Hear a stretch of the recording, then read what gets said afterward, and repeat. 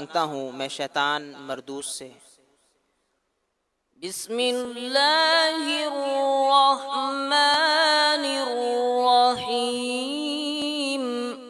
اللہ کے نام سے شروع جو نہایت مہربان رحم والا۔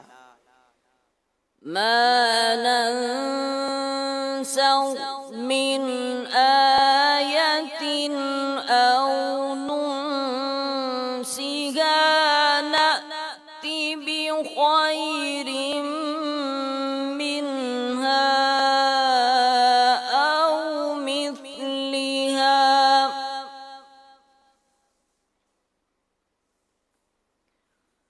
ألم تعلم أن الله على كل شيء قدير۔ آسان ترجمہ قرآن کنز العرفان۔ جب ہم کوئی آیت منسوخ کرتے ہیں یا لوگوں کو بھلا دیتے ہیں تو اس سے بہتر یا اس جیسی اور آیت لے آتے ہیں۔ اے مخاطب، کیا تجھے معلوم نہیں کہ اللہ ہر شے پر قادر ہے؟ تفسیر تعلیم القرآن۔ قرآن کریم نے گزشتہ شریعتوں اور کتابوں کو منسوخ فرمایا تو کفار نے اس پر اعتراضات کیے۔ اس پر یہ آیت مبارکہ نازل ہوئی اور بتایا گیا کہ منسوخ بھی اللہ تعالیٰ کی طرف سے ہے اور ناسخ بھی، دونوں عین حکمت ہیں، اور ناسخ کا بھی منسوخ سے زیادہ آسان اور نفع بخش ہوتا ہے۔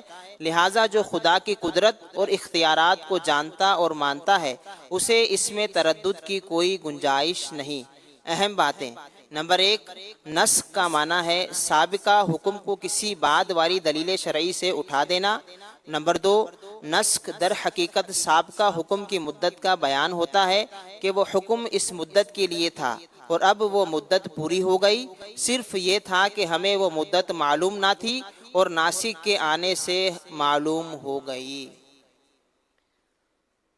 أَلَمْ تَعْلَمْ أَنَّ اللَّهَ لَهُ مُلْكُ السَّمَاوَاتِ وَالْأَرْضِ وَمَا لَكُم مِّن دُونِ اللَّهِ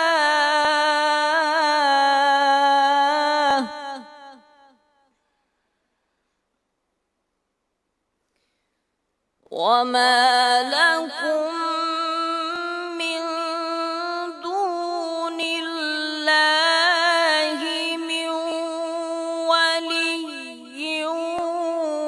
وَلَا نَصِيرٍ۔ آسان ترجمہ قرآن کنز العرفان۔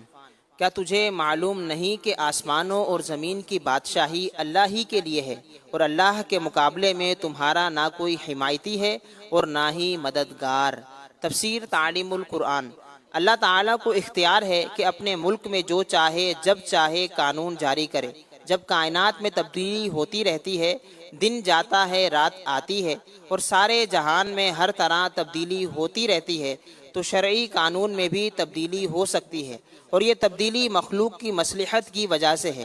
خدا کے تمام احکام اور اختیارات ماننے میں ہی نجات ہے، ورنہ اللہ تعالیٰ کے مقابلے میں کوئی کسی کی مدد نہیں کر سکتا۔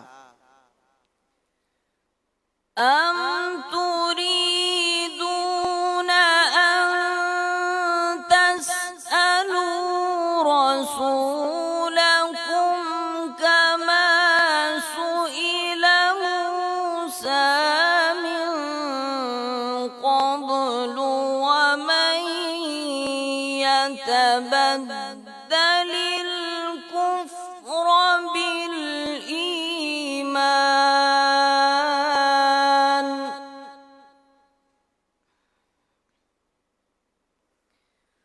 وَمَن يَتَبَدَّلِ الْكُفْرَ بِالْإِيمَانِ فَقَدْ ضَلَّ سَوَاءَ السَّبِيلِ۔ آسان ترجمہ قرآن کنز العرفان۔ کیا تم یہ چاہتے ہو کہ تم اپنے رسول سے ویسے ہی سوال کرو جیسے اس سے پہلے موسیٰ سے کیے گئے، اور جو ایمان کے بدلے کفر اختیار کرے تو وہ سیدھے راستے سے بھٹک گیا۔ تفسیر تعلیم القرآن۔ یہودیوں نے نبی کریم صلی اللہ علیہ وآلہ وسلم سے مطالبہ کیا کہ حضرت موسیٰ علیہ السلام کی طرح آپ بھی ہمارے پاس ایک ہی مرتبہ سارا قرآن لے آئیں، یا بعض نے کہا کہ ہم تب تک ایمان نہیں لائیں گے جب تک آپ صلی اللہ علیہ وآلہ آپ اللہ تعالیٰ اور فرشتوں کو ہمارے سامنے نہیں لے آتے۔ دوسری تفسیر یہ ہے کہ کفار مکہ نے ہی دونوں مطالبے کیے، یا کہا کہ کوہ صفا کو سونے کا بنا دے۔ ان کے جواب میں فرمایا گیا کہ تم بھی اپنے رسول محمد مصطفیٰ صلی اللہ علیہ وآلہ وسلم سے اسی طرح فضول سوال کر رہے ہو جس طرح ان سے پہلے حضرت موسیٰ علیہ السلام کی قوم نے ان سے کہا تھا کہ ہمیں اعلانیہ خدا دکھا دو۔ حالانکہ آیات قرآنیہ کے نزول کے بعد دوسری نشانیوں کا مطالبہ کرنا سیدھے راہ سے بھٹکنا ہے۔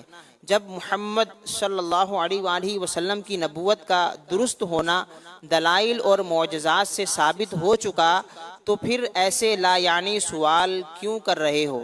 درس: کسی صحیح مقصد کے بغیر اور فضول سوال کرنا ممنوع ہے۔ صدق اللہ العظیم۔